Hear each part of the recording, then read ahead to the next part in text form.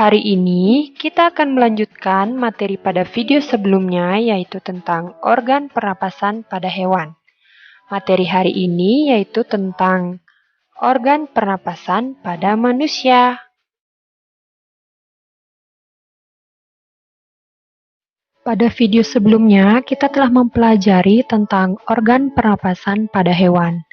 Nah, materi selanjutnya yaitu kita akan membahas tentang organ pernapasan pada manusia. Yang pertama yaitu ada bernapas. Apakah yang dimaksud dengan bernapas?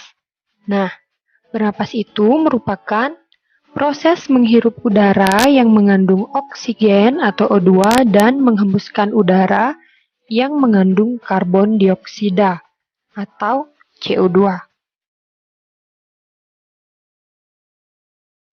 Berikut ini kita akan membahas tentang organ pernapasan pada manusia. Ini adalah gambar dari organ pernapasan pada manusia. Yang pertama, bagian ini disebut dengan rongga hidung. Fungsi dari rongga hidung yaitu menyaring udara yang masuk dan dibantu oleh rambut hidung serta selaput lendir. Bagian yang kedua disebut dengan faring.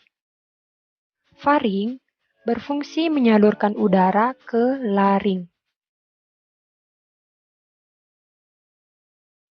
Yang ketiga disebut dengan laring. Laring berfungsi menghubungkan faring ke trakea. Kemudian bagian ini disebut dengan trakea, berfungsi menyaring udara dengan bantuan rambut getar. Kemudian bagian ini disebut dengan bronkus. Bronkus berfungsi mengalirkan udara ke paru-paru. Bagian keenam disebut dengan alveolus. Fungsi dari alveolus yaitu sebagai tempat pertukaran oksigen dan karbon dioksida. Kemudian bagian ini disebut dengan paru-paru. Paru-paru merupakan organ utama pernapasan manusia. Nah, pada paru-paru ini terdapat selaput tipis yang melindungi paru-paru. Nah, selaput tipis itu disebut dengan selaput pleura.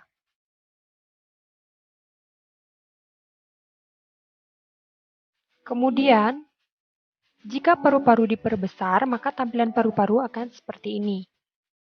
Sekali lagi Ibu tekankan, ini merupakan trakea atau batang tenggorokan. Cabang batang tenggorokan disebut dengan bronkus. Cabang bronkus ini disebut dengan bronchiolus. Cabang bronchiolus disebut dengan alveolus. Nah, pada alveolus ini terdapat cabang-cabangnya lagi. Nah, jika diperbesar, maka tampilannya akan seperti berikut. Ya, ini merupakan alveolus. Nah, cabang dari alveolus ini disebut dengan alveoli. Jadi, gelembung-gelembung halus ini dinamakan alveoli. Berikut ini merupakan proses pernapasan pada manusia. Perjalanan udara memasuki paru-paru dimulai dari udara memasuki rongga hidung. Pada rongga hidung, udara disaring oleh rambut-rambut halus hidung dan suhu udara juga dihangatkan dan dilembabkan oleh rambut hidung dan lendir pada hidung. Setelah melalui rongga hidung, udara akan menuju paru-paru melewati faring, kemudian menuju laring, dan menuju ke trakea. Udara dari tenggorokan akan menuju ke paru-paru, namun sebelum diproses di paru-paru, udara akan melewati saluran bercabang dua.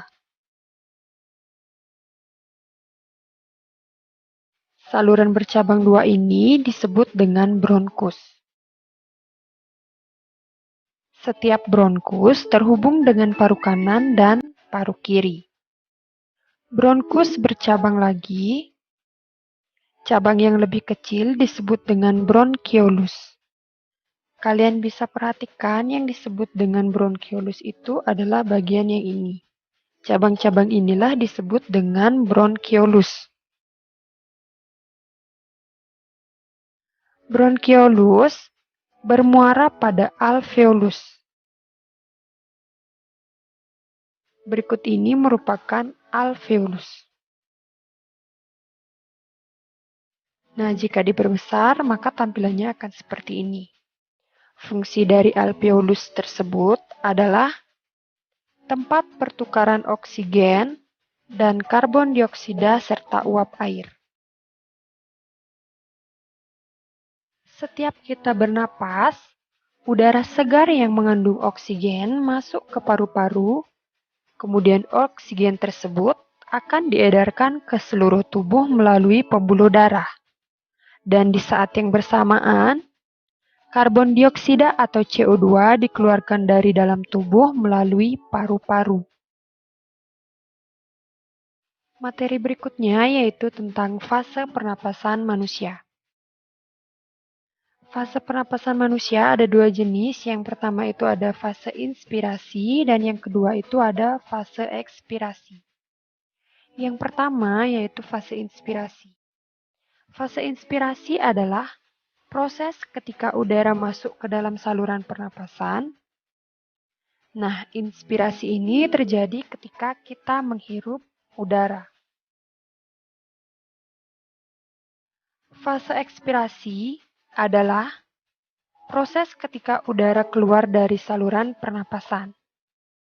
Ekspirasi terjadi saat kita menghembuskan napas atau mengeluarkan udara dari paru-paru. Materi berikutnya yaitu tentang jenis pernapasan pada manusia.